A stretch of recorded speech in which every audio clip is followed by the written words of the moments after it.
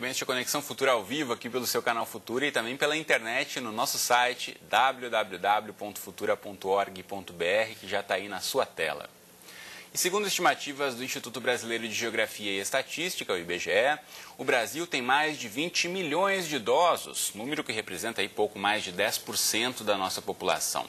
A expectativa é que em 2060 o país tenha mais de 58 milhões de pessoas idosas, ou seja, quase 27% do total de habitantes. Se por um lado a expectativa de vida ao nascer vem aumentando, por outro, a queda na taxa de fecundidade dos últimos 50 anos também afeta esses números. Então, cada vez mais os idosos trabalham, cultivam uma agenda ocupada e cuidam da própria saúde. O IBGE estima que 27% dos brasileiros com mais de 60 anos estão no mercado de trabalho e mais de 2 milhões e 800 mil idosos moram sozinhos. Então, no programa de hoje, a gente fala sobre as mudanças de comportamento, sobre a saúde e também sobre os hábitos dos idosos brasileiros. Para essa conversa, a gente recebe aqui no estúdio a Andréa Estevam, que é socióloga da Universidade Aberta da Terceira Idade. Aqui ao meu lado está a Bárbara Cobo, que é pesquisadora do Instituto Brasileiro de Geografia e Estatística, o IBGE. E também conosco aqui no estúdio está o Carlos Bizarro, que é psicólogo da Escola Nacional de Saúde Pública da Fundação Oswaldo Cruz. E logo mais a gente também conversa com a Mirela Camargos, que é pesquisadora da Fundação João Pinheiro, lá de Minas Gerais. E você em casa, como sempre, também é nosso convidado, então aproveite aí para tirar todas as suas dúvidas, participe da conversa mandando mensagens, comentários e opiniões para a gente. Pela rede social, você já sabe que tem aí um canal direto de comunicação com a gente aqui no estúdio, então mande seu recado pelo facebook.com/canal Futura Oficial, que já está aí na sua tela. Aqui você encontra esse post com essa foto desse feliz casal de velhinhos. Você pode curtir, comentar, compartilhar, deixar registrada aqui a sua questão, que logo mais eu repercuto aqui no estúdio com os nossos entrevistados. Também pela internet, você tem como opção aí o Twitter. Você pode mandar a sua mensagem para o nosso perfil, que é o @canal Futura. Ou ainda, você pode pegar o seu telefone e ligar para a gente no 0 Operadora 21 3523 4098, os nossos números de conexão direta aqui com o Conexão Futura. Não perca tempo e mande o seu recado desde já. Enquanto você faz isso, eu dou boa tarde aqui aos nossos entrevistados. Bem-vindos à Conexão, tudo bem com vocês? Tudo bom? Quero começar ouvindo aqui a Andréa, que representa a UNAT, a Universidade da Terceira Idade. A gente sabe, cada vez mais se fala, né, na questão do idoso brasileiro estar mais ativo, estar mais independente. Isso, claro, que leva também os idosos a buscarem uma formação continuada, a voltarem aos estudos, alguns que pararam lá atrás. Como é que você percebe esse movimento de cada vez mais os idosos perceberem, né, que 60 anos não é limite para nada na vida, né, Andréa? Não, não é limite mesmo. E assim, dentro da UERJ, da UNAT, a gente tem uma oferta, né, que apresenta bem isso, ou seja, você tem opção para todos os idosos, todos os gostos. E assim, quando a gente também fala de idoso, é um pouco complicado, porque a gente está falando de 60, a gente tem alunos de 90, 90 e poucos anos, são gerações diferentes. Então você tem que ter uma oferta de cursos que atendam às expectativas. E claro, tem alunos que estão com a gente há 20 anos, desde a fundação da UNAT. Eles ficam, fazem cursos, voltam, trazem pessoas. E acabam também fazendo a parte assistencial, acabam também derivando serviços da assistência nos núcleos que nós temos. E eles estão mais ativos. A galera de 60 anos ela é bem diferente, né? Eu que tenho alunos de 80, quando eu recebo alguém de 60, eu mesma me surpreendo com a atividade, porque é de igual para igual, né? É alguém que fala de sexo abertamente, é alguém que reivindica, é alguém que conversa, que questiona, é uma outra geração. Né? E o barato é que esses encontros intergeracionais, a própria UNAT propicia, porque ao mesmo tempo que você tem um aluno de 60, você tem um de quase 90 do lado, tem um professor mais jovem, tem um estagiário. Então, é um espaço que propicia também uma convivência que no espaço social está ficando restringida, as famílias estão diminuindo. Né? Os vizinhos quase não existem mais, poucos são os prédios, né? Só se você mora numa área que é mais residencial, com mais casas, mas quem mora em edifício não conhece o vizinho. Né? Então, esses espaços de centros de convivência são fundamentais para quê? Para um espaço novo de socialização. Se você pensar numa perspectiva histórica, 20 anos é muito pouco tempo. Né? Então, esses espaços que a própria Fiocruz também tem, que está criando, são fundamentais para quê? Para você ter um espaço onde você pode trocar, encontrar pessoas. E também é um pouco assim, as pessoas falam, você vai encontrar outras pessoas da sua idade. para mim é um pouco de mito, porque as gerações são distintas, professores, funcionários, e a UERJ tem uma questão que é fantástica. Quando você chega no prédio da UERJ, como a UNAT fica no 10º andar, você vê gente idoso, jovem, e às vezes você tem idoso no curso como aluno da pós-graduação. Então, esse espaço está se convertendo num espaço cada vez mais de intergerações. Uma integração interessante para todas as gerações também conviverem, tanto com mais jovens como com os mais velhos. Agora, as pesquisas de levantamento por idade, por domicílio, que o IBGE faz sempre, tem apontado cada vez mais, né, Bárbara, que a população brasileira está envelhecendo e dentro desse envelhecimento tem as diferentes divisões de moradia, de trabalho, de que forma a gente consegue ver uma análise aí do idoso brasileiro a partir dos estudos de população nas últimas décadas. Essa heterogeneidade, né, que ela citou, a gente vê na pesquisa o tempo todo. Quer dizer, você pegar um grupo de 60 anos ou mais hoje, ele é muito heterogêneo, ele é muito diferenciado. Mas, então, a gente tem um que a gente chama de estoque, né, de população com características ainda, por exemplo, de baixa escolarização. Né, a gente tem, você pega a média das pessoas de 60 anos ou mais de idade, a média de estudo ainda é menos de 5 anos de estudo. Né, ainda, assim, bom, cerca de 40% tem até 3 anos de estudo. Então, é baixa escolarização, porque aí você está pegando também o Brasil rural, os municípios menores, o acesso à escola, o acesso à educação era extremamente diferenciado, inclusive por questões de gênero, né, há anos atrás. Isso ainda se reflete, mas cada vez a gente vê mais a necessidade de estudar os segmentos de forma diferenciada. Quer dizer, os 60, 65, você pega depois a partir de 65, 75 ou mais, mas a gente tem o limite da pesquisa, né, porque a pesquisa, ela... Em geral, a gente tem os censos, né, que contam toda a população, e as amostrais, que você tem a questão da representatividade. Então, a gente, às vezes, não pode recortar tanto quanto a gente gostaria. Mas o que a gente observa é justamente isso que na chamada você já levantou. Quer dizer, a expectativa é que eles atingem, que eles em 2060 sejam 1/3 da população brasileira. Tem a questão da redução da taxa de fecundidade, né? Então as famílias menores têm levado a uma reconfiguração dos arranjos familiares. Né? Então o Brasil, que era um país, algumas décadas atrás, majoritariamente de jovens e jovens adultos, está se tornando um país com uma população mais velha. Isso é fato. A transição demográfica, assim, que países da Europa, que o Japão já passaram e que a gente está passando, né? Nesse momento. A gente ainda tem uma população extremamente jovem, mas a tendência é que seja mesmo tem esse envelhecimento da população, né, que a gente chama, que a gente tinha de uma pirâmide etária, né? A gente vai cada vez abalroando, vai ficando um barril quase que etário, depois ela vai mudando um pouco o formato pelo aumento quer dizer, da proporção das pessoas de mais de 60 anos na população. Agora que a gente vem falando aqui, Carlos, isso também se trata na saúde. A gente não pode falar de um perfil do idoso brasileiro, né? Essas faixas etárias, como já foi apontado aqui também, de 60 a 90, a questão própria da saúde física, como da saúde mental também, tem uma variação enorme entre essas gerações, esses vários perfis diferentes de idosos. Existe, mas o mais importante, que eu acredito, que até eu acho que a gente já estava conversando, né, André, com relação ao que se entende por saúde, né? Com essa problemática do envelhecimento populacional, a questão da saúde, ela teve que ser repensada, e hoje em dia o que se vê como saúde, como o conceito de saúde é uma coisa muito mais amplificada do que se tinha até antigamente, em torno de 20, 30 anos atrás, em que se media a saúde simplesmente por parâmetros biomédicos. Hoje em dia a saúde, ela vai para dentro do que nós chamamos de determinantes sociais da saúde. E qualidade de vida? Tem mais fatores relevantes em relação a isso.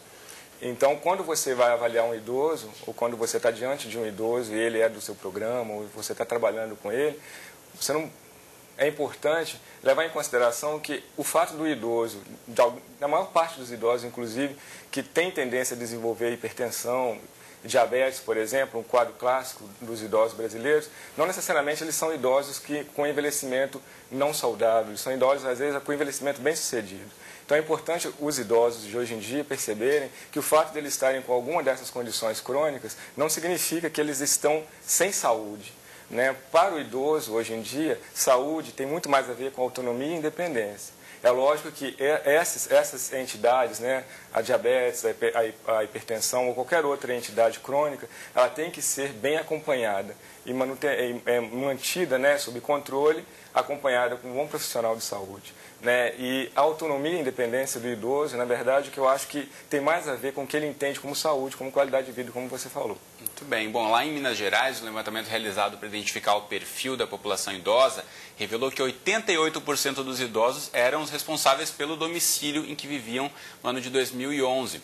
A pesquisa tem uma série de informações, a gente chama agora para a nossa conversa, falando um pouco mais em relação a essa questão da independência que o Carlos já apontava aqui, a Mirela Camargos, que é pesquisadora da Fundação João Pinheiro. Mirela, bem-vindo à Conexão Futura, e já começo perguntando para você aí, o estudo aponta que o arranjo domiciliar mais frequente em Minas era o de um idoso corresidindo com adulto, mas chama a atenção também o índice de 14% que moram sozinhos. É possível identificar uma tendência de crescimento desse grupo de idosos? Mirela, boa tarde. Boa tarde.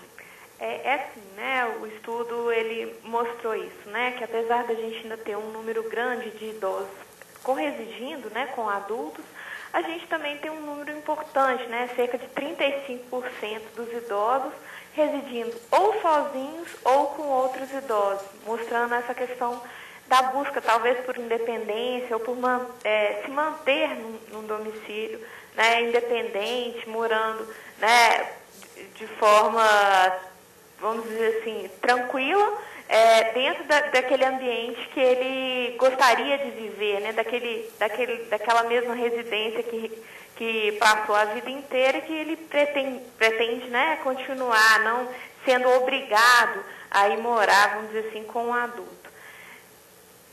E o estudo mostrou, né, como você destacou, né, que a gente tem que os idosos, na sua maioria, né, são responsáveis pelo domicílio, né, a gente tem aí que eles são ou chefes, né, estão ou na condição de chefe ou de cônjuge do domicílio, que mostra, então, né, essa importância aí de pensar a questão, né, que o idoso está comandando e mesmo quando está corresidindo com outras pessoas. Mirela, vou falar com você daqui a pouquinho, eu quero repercutir esses dados com a Bárbara aqui no estúdio. Essa tendência, esses números apontados em Minas, seguem no restante do Brasil, de idosos tentando ficar sozinhos por mais tempo, sem aquela necessidade de antiga que se pensava sempre, né, do idoso ir morar com a família ou até ir para uma casa para idosos? Então segue, é interessante até a gente ver com outras pesquisas, né, que realmente é uma tendência que acompanha, os números são bastante similares. Na verdade, o que a gente tem que também ter em mente é onde esse idoso reside, o tipo de infraestrutura, de rede, de centro de convivência, o que é colocado. E isso pode permitir que ele more sozinho e, de repente, não precise morar com a família. Quer dizer, pode morar com a família por opção, mas não necessariamente por uma necessidade. Que eu acho que o quadro que a gente é importante colocar aqui, que normalmente a gente vê muitas vezes sendo tratado o envelhecimento populacional como um problema, como uma questão de explosão das contas públicas, etc. Eu acho que não. Acho que é um novo entendimento, acho que é embora tenha sido até, acho que relativamente rápido um pouco mesmo esse processo, a queda da taxa de fecundidade ela foi muito acelerada no Brasil. Acho que a gente tem uma diferença até de visualização, quer dizer, eu tenho um filho pequeno que ainda tem livros que mostra a vovó assim, sentadinha na cadeira de balanço, tricotando, e minha mãe tem outro perfil completamente diferente. Então, assim, é uma outra forma que eu acho que a gente tem que mesmo de ver esse segmento, e principalmente essa questão da possibilidade dele morar sozinho, com que ele tem à disposição dele em termos de acesso à saúde, de serviços, de convivência, redes mesmo de sociabilidade. Eu vi de você em relação a essa quebra desse estereótipo, né? Que a Bárbara já apontou aqui, daquela vovó sentada fazendo tricô, com óculos e seu coque ali. Isso, hoje em dia, você quase não vê mais. Já mudou a imagem. Mudou a imagem. O símbolo do idoso mudou, né? Mas aquele senhor de bengala, né? É uma pessoa levemente curvada, com o símbolo de 60 ou mais. Né? Os alunos já têm escolas, já fazendo projetos pedagógicos, a criança não reconhece o avô. Fala assim, isso não é minha avó, e nem a minha bisavó. Né? E se você pega essa população, como, por exemplo, a oficina dos encontros intergeracionais, você pergunta como era a sua avó, para alguém que está com 70, 80, eu falei, você na idade da sua avó? Eu falei assim, nem me imagino. Porque ela já estava morta socialmente, ela já estava despojada de todas as funções sociais. Essa geração não vivencia isso. Ela está no máximo aposentada, que é um termo já complicado. Né? Você foi professor, foi um bom profissional e de repente você tem, todo mundo se nivela. E essa percepção de que não, eu não vou ser aquela vovó que andava com hobby, chinelinho, né, com 60 anos já estava fora das funções sociais. E isso é interessante, porque socialmente isso não é uma mudança tão rápida. O imaginário ainda tem. Você vê que tem gente que persiste, tem gente que ainda fala com idoso como se falasse com criança. Mas eu acho que esses momentos, esses espaços de encontro que a gente tem de intergeracionais são fundamentais para você ver a perspectiva de, tem idoso correndo. Tinha uma chamada um dia desse na UERJ para idosos de 60 anos ou mais para um projeto piloto, para corrida, não era para marcha rápida. Eu falei, gente, quando há 30 anos atrás a gente viria... Sem pensar uma prova de corrida para idosos ou para pessoas com mais de 60 anos. Então, as pessoas estão mudando, as crianças percebem. Agora, claro, isso é uma coisa que ela colocou, eu achei fundamental. Isso tem uma diferenciação por região, por local. A própria cidade tem espaços que, isso é fato, mas se você vai para uma comunidade, não é. Né? Isso aí você já vê diferente, que o público é diferenciado da UERJ. Tem uma diferença. Queria ouvir de você em relação a essa questão da atividade física, né, Carlos? A gente fala cada vez mais para os idosos e para toda a população de todas as gerações fazerem exercício físico, cuidarem do corpo, tem esse tempo dedicado à saúde e, na verdade, acho que quem tem estado à frente disso são as pessoas com mais de 60 anos. Cada vez mais você vê elas ativas, participando de provas de corrida, outros tipos de exercícios físicos. A idade deixou de ser um impedimento também para muito tipo de exercício físico que antigamente se pensava que o idoso não podia fazer. A gente entende a autonomia dentro no parâmetro de capacidade física também, né? Além de capacidades emocionais e psíquicas, né? Cognitivas de uma forma geral. E o exercício físico, com certeza, ele ajuda muito o idoso a manter a sua capacidade funcional, né? Pelo fato dele também trazer para o idoso a percepção de que ele é capaz de continuar desenvolvendo as suas atividades de forma independente. Isso traz para o idoso uma sensação de autoestima melhor e uma qualidade, uma percepção de saúde muito mais positiva. Essas iniciativas de academia de terceira idade, nas praças, isso daí com certeza vai trazer impactos positivos para a saúde dos idosos, mesmo porque esses idosos eles estão em outros perfis.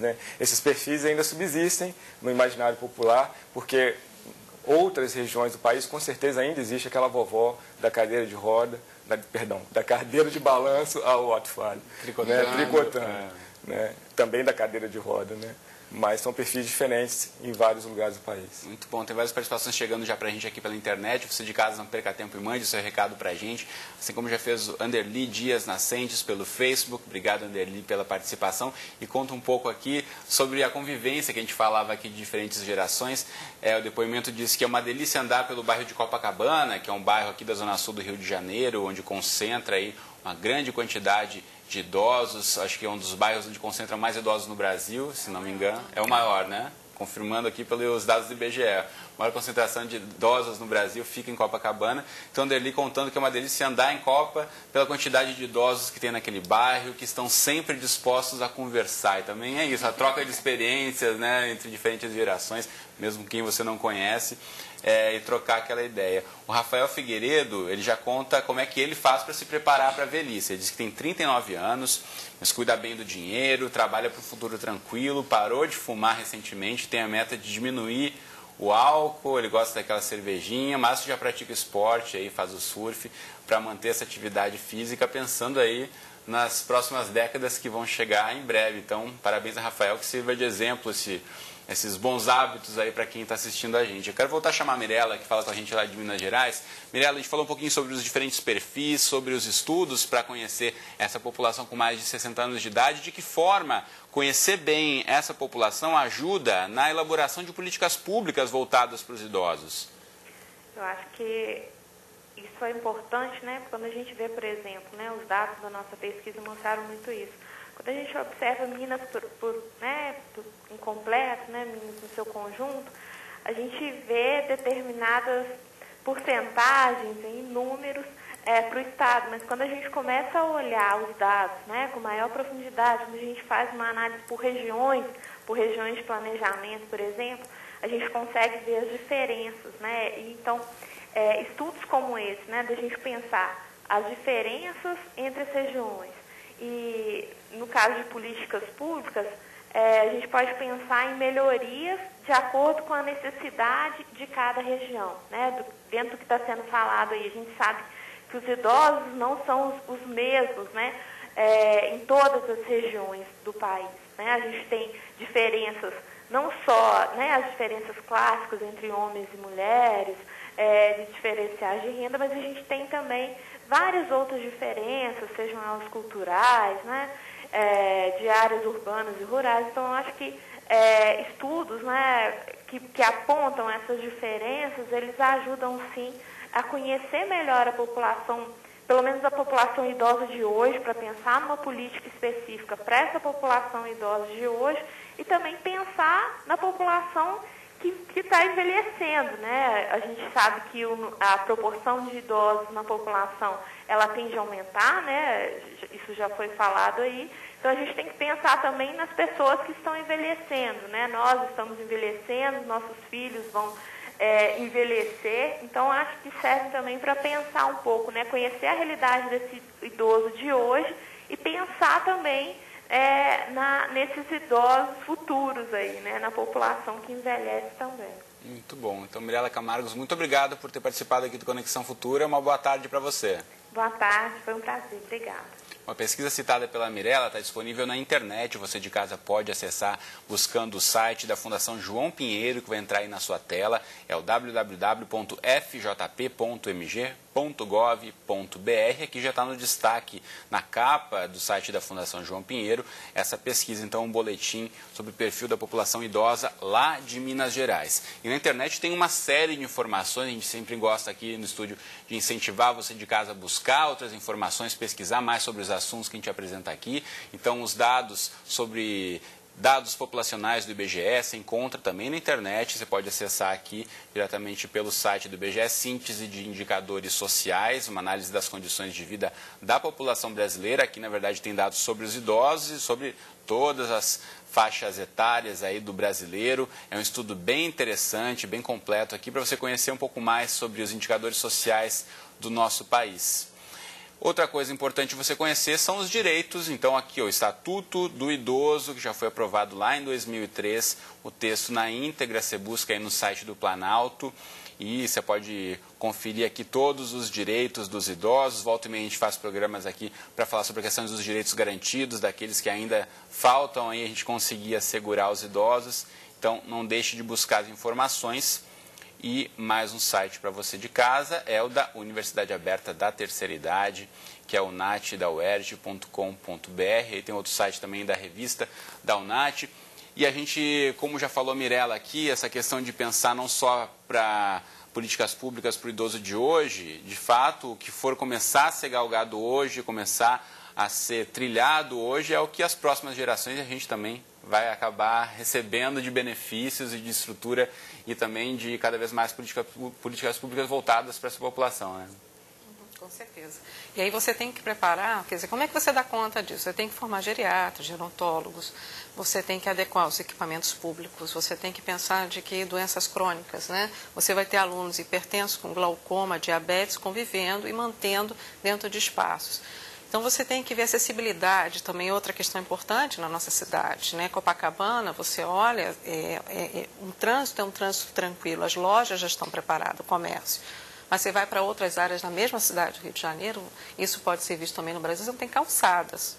Isso, a gente está falando aqui do Rio, que é uma das maiores cidades do Brasil. Falamos aqui para o Brasil todo. Com certeza, quem está assistindo a gente no interior vê que a realidade não é bem essa, né? Ainda falta muito de mobilidade urbana para ser melhorado nas nossas cidades. Mas tem projetos. Você tem a Cidade Amiga do Idoso, você já tem prefeituras trabalhando com isso, prefeituras incentivando, você vai na Câmara, você tem o Conselho do Idoso. Então, você já tem discussões locais para tornar aquela cidade mais acessível, porque ela vai ser de todos.